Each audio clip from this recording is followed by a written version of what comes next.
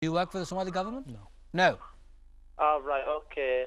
I mean, the Somalian government, personally, I'm Somali and I'm not recognized, because they kill their own people with the Ethiopian troops. Okay. And I mean, personally, I, like the Islamic court and the young Al-Shabaab. Okay. I mean, they are fighting their own, the country and the religion, because the Ethiopian troop, now, every single day they're killing innocent people. Where is the United Nations, or where? Every single day, Ethiopian troop at Somalian government, the weak government, they're being killing innocent people every single day. So what is your specific question to Nuruddin, who is now the presidential candidate for Puntland state? All right, okay. No, I don't have any question for him anyway. Okay, well, thank you very much for that call. Of course, it's important to hear your potential voters' views.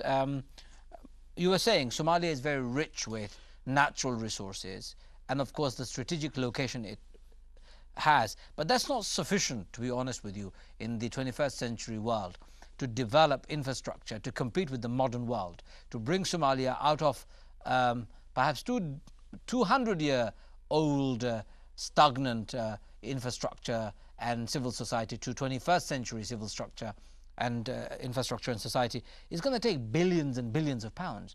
And the moment you touch international community, the moment you touch international monetary funds and etc., straight away you have certain strings, certain ways of doing things that we have seen have failed other states.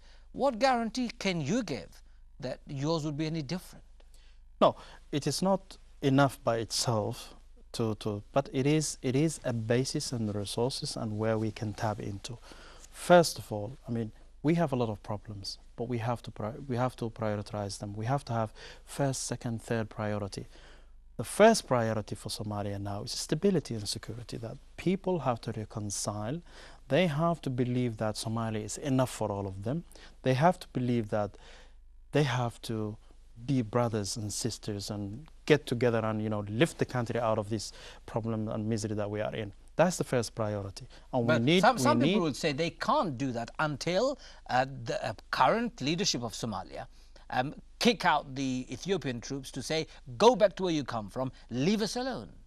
And I can assure you that if the Somali people, for one day, all of them become united and say that we are united, we have no differences, I can guarantee that Ethiopian troops or any other foreign troops will not stay in Somalia. The bigger problem is not Ethiopian troops leaving now or other foreign troops leaving now. The main priority and the first priority now is for Somali people to understand that this land belongs to all of them.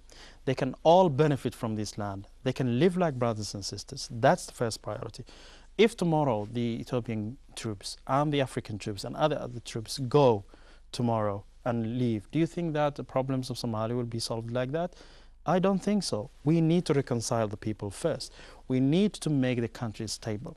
We need to build institutions of governance that can serve people and that can put a public finance system in place. And then after that we can attract investors, whether they're from Somalia or from the neighboring countries or from a farther field. We have to start somewhere. It is not impossible done. It needs the right leadership that can motivate people to unite, the right leadership that can build institutions that can attract investments. Well, the solution to Somalia. Major problem to Somalia is disunity. Do you agree with this or do you disagree? Well, it's interesting, isn't it? It's not only Somalia that we have a problem with when it comes to unity and disunity.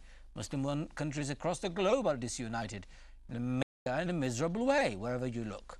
Well, Somalis are no different, I assume. You believe, and whatever you think, we're talking about Somalia tonight.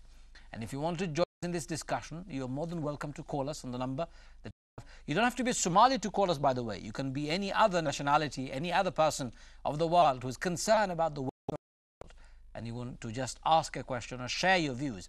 Or you may have a solution for this presidential. Who knows? He may be the president of